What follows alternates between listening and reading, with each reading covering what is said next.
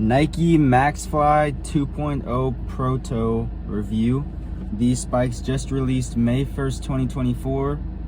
It's an Olympic year. They're pretty hyped up.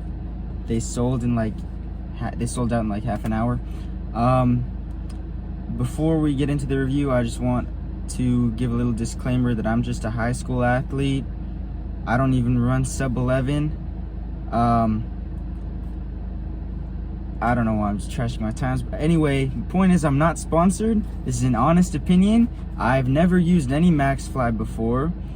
I've just used some default, I have these Under Armour gold plated spikes that are just pretty standard sprint spike with a hard plate.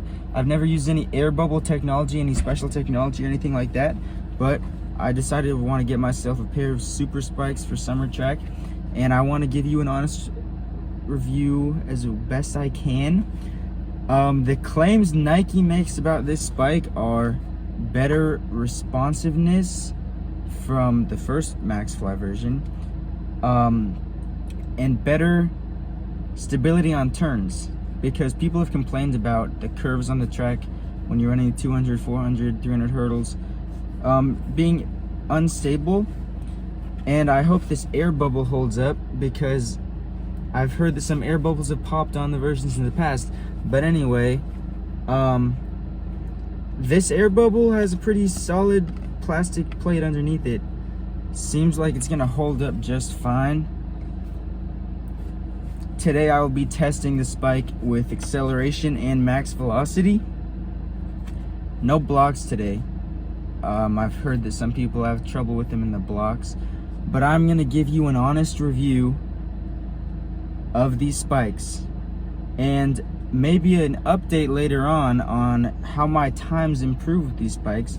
I've run 100 meter dash race this season, and I got 1181 into the wind, probably really an 1175. Still slow, I know, but I will give you an update on how my times drop with the Maxflies, because I will be running in these, and just for some anecdotal evidence to see if these super spikes are really super spikes and if they really make you faster. So let's get into the testing of this super spike. So a little overview of the features of these spikes. They have these laces with ridges in them, which really feels nice. They don't come undone. I already got one of them on. But other than that, they have a foam section right here, the plastic plate under the orange air bubble, and then the last layer before the inside of the shoe is this carbon fiber plate they call the fly plate. And then you got two separate air bubbles. Pretty cool looking technology. A little piece of foam right there.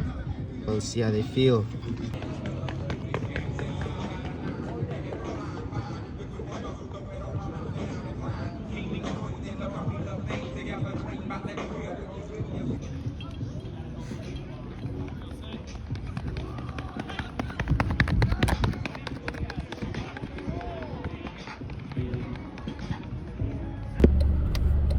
Finishing up the review while I actively drive.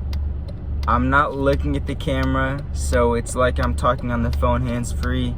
This is not illegal and it's perfectly safe. Anyway, I just finished up my workout, and I have a few key takeaways about the spike. First of all, the air bubble is legit. In my opinion, it's a pretty simple concept to understand. You have a pocket of high pressure air underneath your foot, and whereas in a normal spike, the energy return you get from each step is just from your own body, because there's a hard plastic plate. Maybe there's a little bend of the plate that'll spring back and give you some more, and give you energy returns from the ground in a normal spike. In the Maxfly, you have that same hard plastic plate, carbon fiber plate actually. You also have the air pocket, which gives you something. I can feel it. It's legit. It gives you something more. I don't know how much more. we'll see in a couple weeks when I run another 100-meter dash. But I can tell it's giving me a little more energy return with each step, which is the whole concept. And for that reason, I felt faster when I was running. I believe it made me faster. I didn't get a time on my workout because I wasn't running a standardized length. I didn't have my measuring tape with meters or anything, so there would be no point in timing anyway. But I can tell it made me faster. And other than the speed of this bike, it felt great on my foot. I could just tell that in a normal spike, the stiff plate, it can hurt your foot, but it had a little more give, and my feet did not hurt after sprinting, which is a plus. In my normal spikes, that often happens, so I think it's good for people who are older. And I ran a curve or two off camera, and it felt perfectly stable on the curve. So I don't know whether it was unstable on the curve before. I didn't have the first version, but it was stable on the curve. In the second version. So those are my takeaways from the spike. And about the air bubble popping, I am a little wary about that. You can definitely tell when you're wearing the spike that there is a pocket of air underneath your foot that you just naturally feel a little bit wary of popping. I don't trust that they won't pop, so I'm not going to be wearing them every day. But I mean, I'm going to take the risk of getting the super spike, hoping that they won't pop.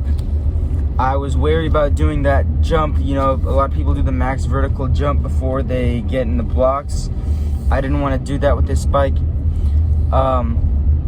And be careful about that, because as of right now, they're sold out, and I cannot have these popping before I ever get to race in them.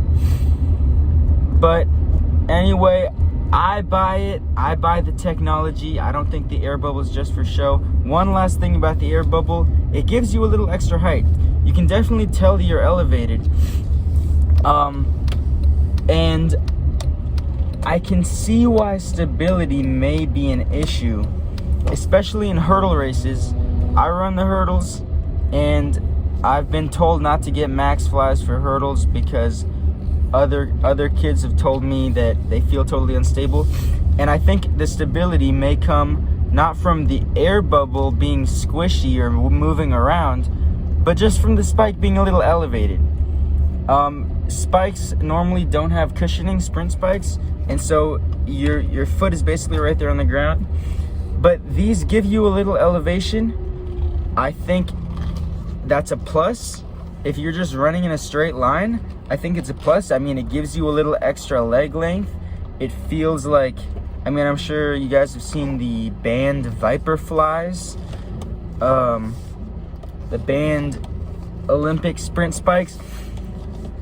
But anyway, I buy into the technology of the Maxfly, and if the Maxfly will shave off some fractions of a second from my race, then that is worth $200. But in order to see if the shoes are really going to do that, I'm going to compare my time in a few weeks to my previous 100-meter dash time. I'm going to run a 100-meter dash time in about 2 weeks.